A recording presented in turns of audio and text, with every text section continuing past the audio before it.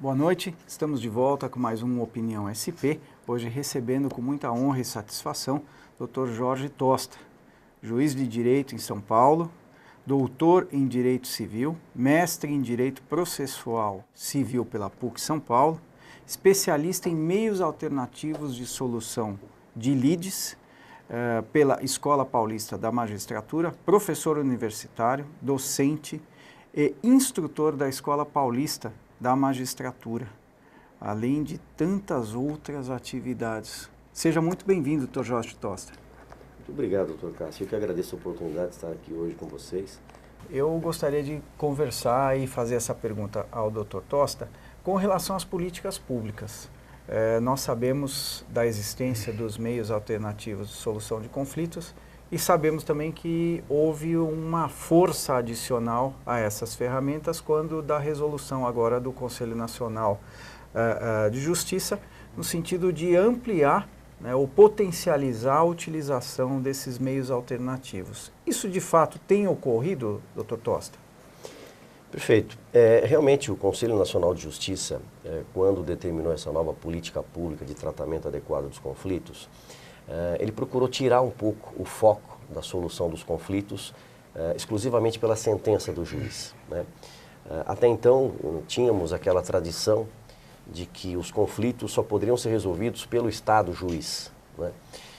E nós sabemos todos que o judiciário está abarrotado de causas e não tem mais possibilidade de dar uma resposta rápida à sociedade através desse meio tradicional que é a sentença do juiz.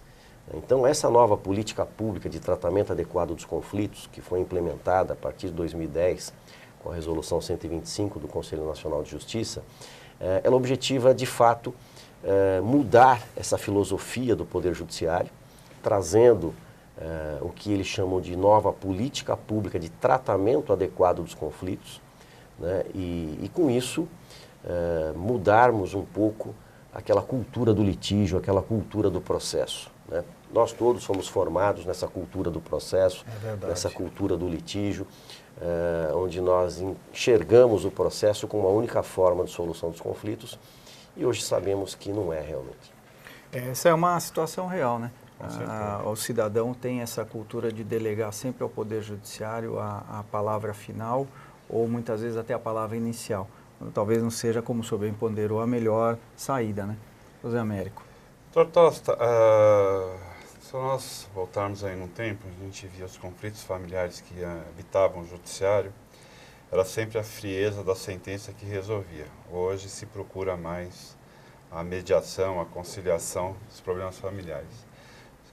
Isso funciona mesmo? Tem diminuído as sentenças frias para resolver o problema familiar e a mediação tem prevalecido? Perfeito, muito oportuna a sua pergunta, doutor Zé Américo. A mediação familiar, ela é um instituto que nós poderíamos dizer até novo, porque até então não se enxergava também uma outra forma de solucionar os conflitos de família, senão através de uma sentença do juiz.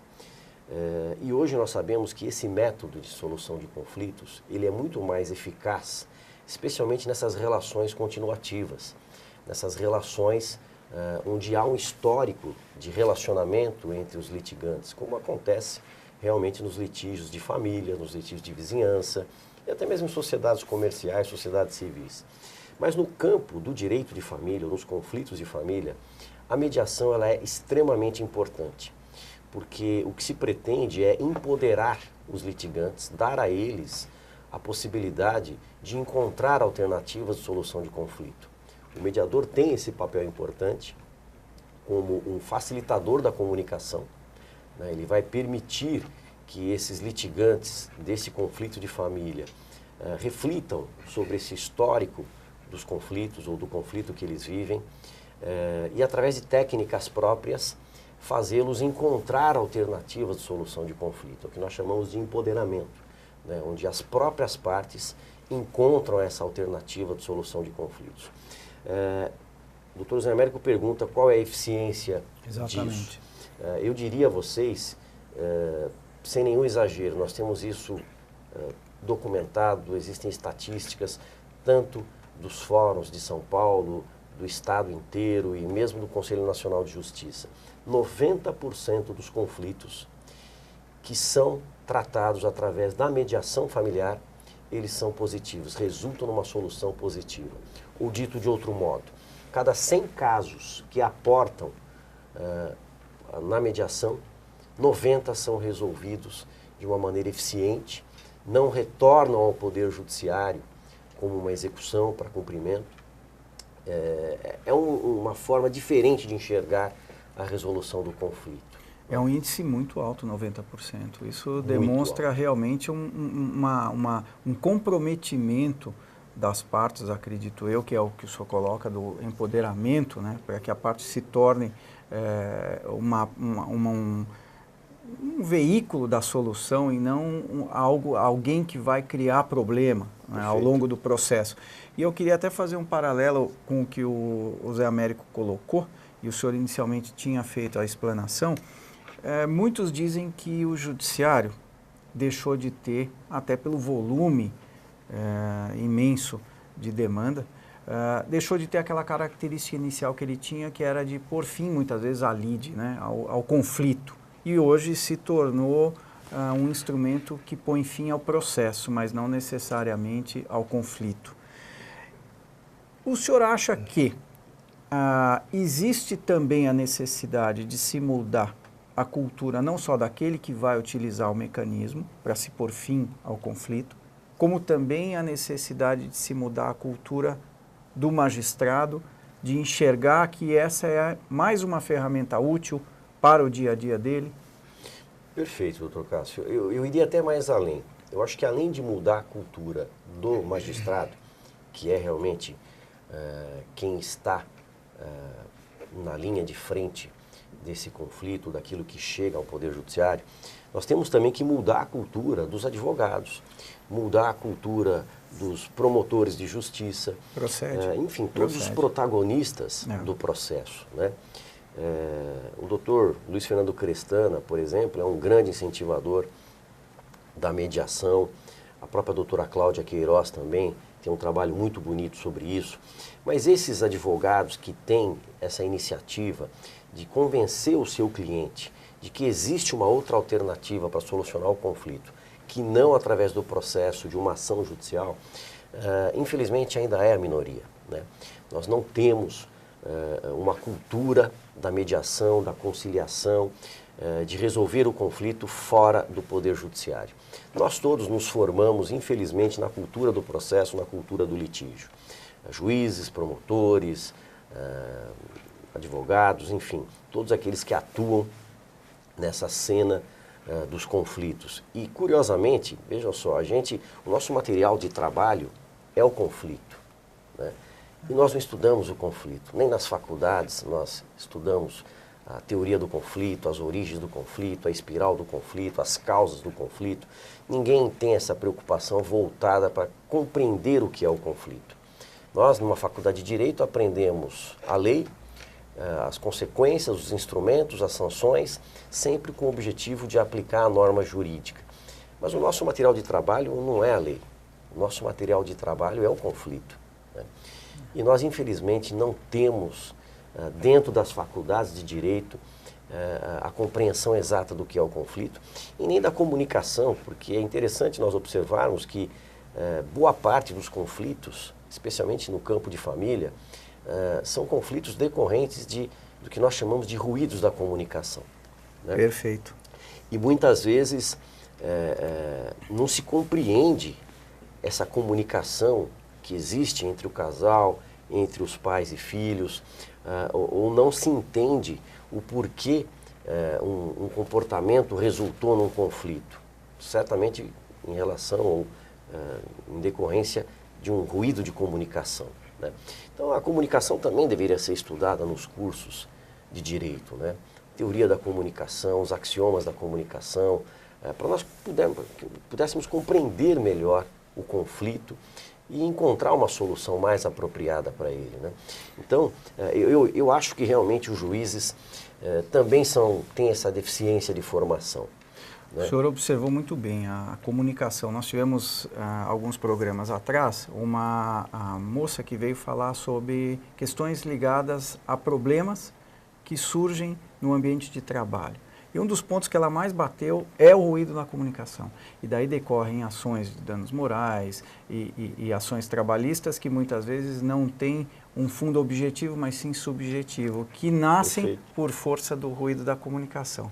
Nós vamos fazer só um pequeno intervalo, doutor Tosta, e até sei, nós estávamos conversando aqui antes da sua chegada e o Zé estava falando, olha, eu acho bárbaro tal, mas se não ensinar o aluno, ele sai com a cabeça, que é o que o senhor bem observou, para litigar. É o processo civil debaixo do braço, ele não vai estudar o ser humano, que é o que está por trás de tudo. Perfeito. Nós vamos fazer um pequeno intervalo, o Opinião SP volta, daqui a pouco não saiam ainda da telinha.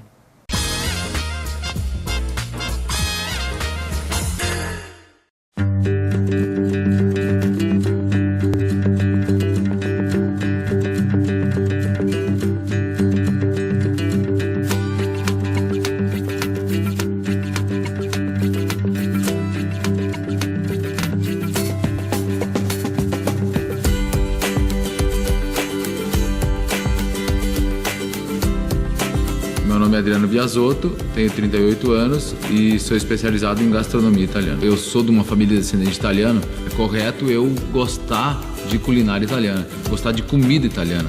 Como eu cresci nesse meio, cozinhar, de sempre estar à mesa, ao redor da mesa, todo mundo sentado junto. E com isso eu parti para ir me especializar na Itália, procurei mais a culinária italiana, mais de aromas, uma coisa mais moderna, voltada para a nossa região aqui, né?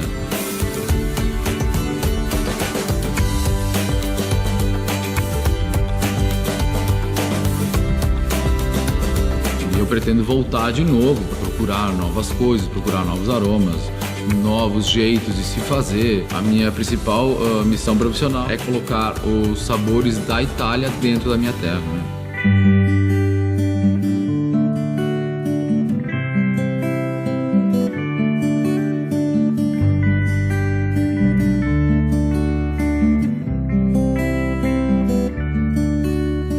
Eu gosto quando eu recebo alguém em casa, que o pessoal fique, eles interajam comigo, que eu não preciso ficar lá na cozinha escondido. Então eu gostaria que essa cozinha fosse receptiva ao pessoal, né? Que eles consigam chegar, que todo mundo ajude, que aí que é o bom da coisa, né?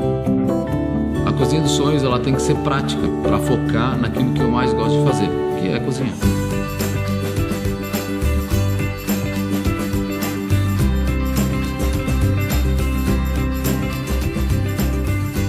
A partir da primeira conversa que nós tivemos com o Adriano, nós tentamos traduzir a sua inspiração em um projeto que contemple tudo o que é importante para ele. Por exemplo, pensamos numa ilha com equipamentos e acessórios com acesso prático, bancada para ingredientes, cooktop, um gaveteiro. Fizemos questão de valorizar esse espaço, porque ele passa bastante tempo lá. Adotamos cores elegantes e um acabamento em lâmina natural de madeira para o ambiente ficar ao mesmo tempo acolhedor e moderno. Tudo com tecnologia de ponta.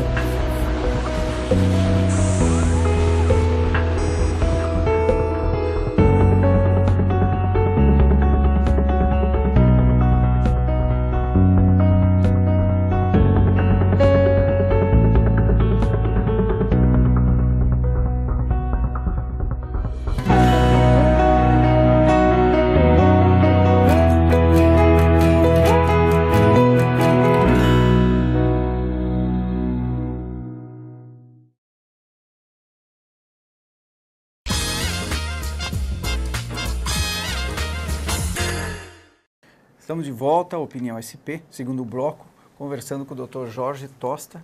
Doutor Tosta, voltando um pouco à mediação e à conciliação dos problemas familiares. Depende do juiz que está diante do caso submeter aquele casal, aquele problema familiar a este procedimento, ou se o juiz não quiser, ele vai para o texto frio da lei e decide aquele caso. Perfeito. José Américo, sua pergunta é muito importante. Infelizmente, depende realmente do juiz especialmente aqueles conflitos que nós chamamos judicializados. Ou seja, hoje nós temos, através dessa política pública de tratamento adequado dos conflitos, duas frentes de trabalho. Em uma nós atuamos naqueles conflitos pré-processuais, ou seja, conflitos que não estão judicializados. E também atuamos naqueles conflitos processuais, que já estão judicializados. Esses que já têm advogado, que já foi proposta uma ação, já tem a defesa, que está com o juiz, ele tem a autonomia de encaminhar para uma mediação ou não, infelizmente. Porque eu sempre sustentei e acho que é importante que a mediação seja obrigatória, especialmente nos litígios de família, nos conflitos de família. Não deveria ser do juiz essa opção de encaminhar para a mediação ou não. Agora, naqueles conflitos pré-processuais que tem esse índice de 90%, aí não depende do juiz, porque nós temos o que nós chamamos de Centro Judiciário de Solução de Conflitos e Cidadania, os chamados CEJUSCs, que estão instalados praticamente no Brasil inteiro, por determinação do Conselho Nacional de Justiça, onde nós recebemos as pessoas diretamente, né, aquela mulher que vai buscar alimentos para o filho que o pai não paga, ou aquele conflito relativo ao direito de convivência, o pai não consegue visitar ou conviver com seu filho por várias razões, ou a disputa de guarda. Enfim, tudo isso pode aportar diretamente no CEJUSC e lá será dado um tratamento adequado com sessões de mediação, independentemente da vontade do juiz. Agora, como você bem colocou, aqueles conflitos judicializados onde existe um processo, esse depende do encaminhamento do juiz, infelizmente, né? Porque a política pública de tratamento adequado dos conflitos que o CNJ propõe, ela não é obrigatória, infelizmente, mas se pretende, com o passar do tempo, mudar a filosofia, mudar a cultura e tentar convencer os juízes de que encaminhem os seus processos para essa solução. Perfeito. Falando ainda, só fazendo um pequeno parênteses da matéria humana, que acho que é o que acaba por resumir, né? Porque é justamente o ser humano que se objetiva, né? Não o conflito pura e simplesmente. Perfeito. Como professor universitário, o senhor vê nos alunos um interesse pelas formas alternativas de solução de conflitos ou ainda o interesse maior é pelo processo civil, processo penal? Como que o senhor avalia essa inserção na carreira acadêmica? Na verdade, Cássio, nós temos poucas universidades que têm nos seus currículos a disciplina de meios alternativos de solução de conflitos. A mediação, a conciliação, a negociação, a arbitragem. Só para que vocês tenham uma ideia, a Universidade de São Paulo implementou essa cadeira há 2 anos apenas. Muito recente. Muito recente. Muito recente. Algumas universidades, né, estão agora preocupadas em introduzir na sua grade curricular essa disciplina de mediação, conciliação, negociação e arbitragem. Eu participei da grade curricular de algumas universidades que eu leciono e nessa nós conseguimos introduzir, de fato, essa disciplina. E eu devo dizer que é com muita satisfação que eu percebo a empolgação dos alunos com essa nova forma de solucionar conflitos, né? E é curioso porque essa é uma disciplina que nós lecionamos em 6 meses e no último semestre da Faculdade de Direito. Então o aluno ele aprende o processo civil, ele aprende direito civil, enfim, ele tem aquela formação tradicional que todos nós tivemos, aquela formação do processo, do litígio, né? E aí chega no último semestre, ele se defronta com essas alternativas. Ele fala, nossa, eu nem imaginava que pudesse ser assim, né? Então é positivo perceber que os alunos realmente têm um profundo interesse pela mediação, pela conciliação, a negociação e até mesmo a arbitragem. E eles enxergam que o judiciário realmente está esgotado e nós precisamos enxergar uma alternativa para esse sistema tradicional de justiça. Essa notícia é muito boa, porque eu acho que um dos grandes, ou não sei se um dos grandes, mas talvez um entrave real é de fato o pouco conhecimento. Apesar de termos uma lei de arbitragem de 96, que já não é tão recente assim, a mediação, que antes da lei de arbitragem já era praticada, de uma forma muito tímida, mas já era, são instrumentos não tão recentes, porém ainda de pouco conhecimento. Mesmo advogados que já têm uma ampla passagem aí pela vida, ou seja, não são recém-formados, muitas vezes quando se deparam com essas ferramentas têm uma dificuldade enorme. Primeiro de absorver, e o novo sempre assusta, né? Essa é uma característica... Cássio, olha, eu leciono em cursos de pós-graduação com advogados, promotores, juízes, e é curioso nós percebermos como você tem profissionais com anos de atuação que não conhecem, por exemplo, a arbitragem. Quando você começa a falar da arbitragem, eles ficam surpresos. Puxa, mas era isso? Quando você começa a falar da mediação, puxa, mas era isso? Então, você tem total razão com o que você disse. A lei de arbitragem é de 96 e, por incrível que pareça, poucos profissionais conhecem com precisão o que é a arbitragem, como também a mediação. Jorge, Zé Américo, só não vou roubar tempo da tua pergunta, imagina. mas nós estamos caminhando, infelizmente, doutor Tosta, para o final, então... Tosta, o senhor acha que se nós colocássemos na grade curricular das faculdades de Direito, ou até antes, aulas de teologia, porque o conflito está muito ligado à convivência humana. Se nós voltarmos no passado, e para mim, eu tenho como a Bíblia o maior texto sobre a convivência das pessoas, o senhor acha que teríamos menos conflito ou a população, de modo geral, ela perdeu noção do que é o convívio social? Que se nós pegarmos, em alguns livros, falam-se que se o Robinson Crusoe vivesse na ilha, não existiria a norma, mas com a chegada do índio sexta-feira, se cria a norma. Então, mais ou menos isso. O senhor acha que seria interessante? Não, eu concordo plenamente. Eu acho que falta realmente um pouco às pessoas essa noção de religiosidade e de buscar, de alguma forma, refúgio numa palavra que muitas vezes tem uma sabedoria de perceber o conflito e de enxergar o conflito de outra maneira. E realmente, o doutor Cássio ressaltou isso mais de uma vez, o doutor Américo também.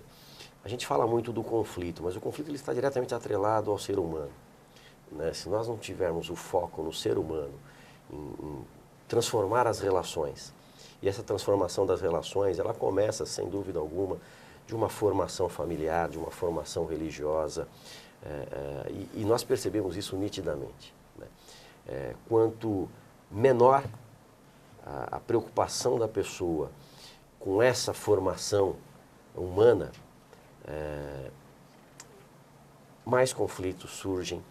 E eu posso dizer isso no judiciário, já estou há quase 25 anos no judiciário, e eu vejo isso claramente. Quanto mais as pessoas se afastam dessa religiosidade, dessa formação, maiores são os conflitos. A incidência dos conflitos é maior. Eles não enxergam realmente alternativas, senão esse sistema tradicional, infelizmente. Telespectador, que pena que esse nosso bate-papo tão gostoso com o Dr. Jorge Tosta chegou ao final. Ao final do programa de hoje, porque seguramente o Dr. Jorge vai, espero, nos brindar com a sua presença e nos honrar com a sua presença inúmeras vezes. Seja sempre muito bem-vindo. Obrigado pela participação, pela exposição brilhante e principalmente por esse banho de humanismo e da preocupação que tem com o ser humano, que eu acho que essa é a maior matéria-prima que nós temos. Perfeito. Seja muito bem-vindo sempre. Agradeço a sua participação. Nós vamos fazer uma pequena pausa no Opinião SP e já voltamos no terceiro bloco com a dica da semana. Não saiam daí.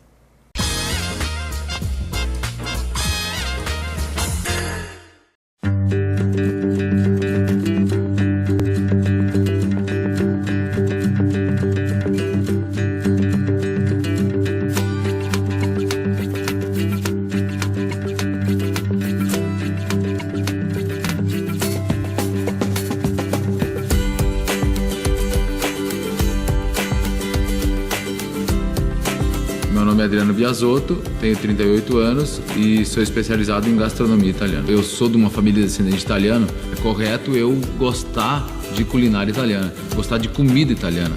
Como eu cresci nesse meio, cozinhar, de sempre estar à mesa, ao redor da mesa, todo mundo sentado junto. E com isso eu parti para ir me especializar na Itália, procurei mais a culinária italiana, mais de aromas, uma coisa mais moderna, voltada para a nossa região aqui, né?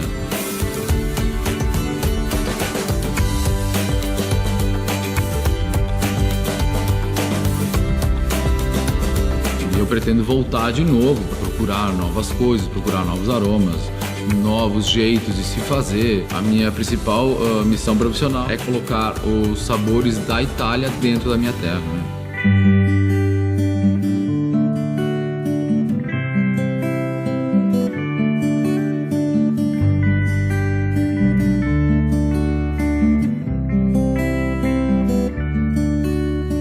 Eu gosto quando eu recebo alguém em casa, que o pessoal fique, eles interajam comigo, que eu não preciso ficar lá na cozinha escondido. Então eu gostaria que essa cozinha fosse receptiva ao pessoal, né? Que eles consigam chegar, que todo mundo ajude, né? Que aí que é o bom da coisa, né? A cozinha dos sonhos, ela tem que ser prática, para focar naquilo que eu mais gosto de fazer, que é cozinhar.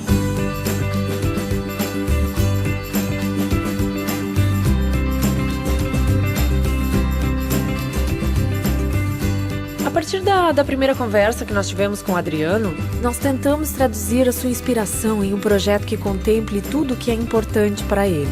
Por exemplo, pensamos numa ilha com equipamentos e acessórios com acesso prático, bancada para ingredientes, cooktop, um gaveteiro. Fizemos questão de valorizar esse espaço, porque ele passa bastante tempo lá. Adotamos cores elegantes e um acabamento em lâmina natural de madeira para o ambiente ficar ao mesmo tempo acolhedor e moderno. Tudo com tecnologia de ponta.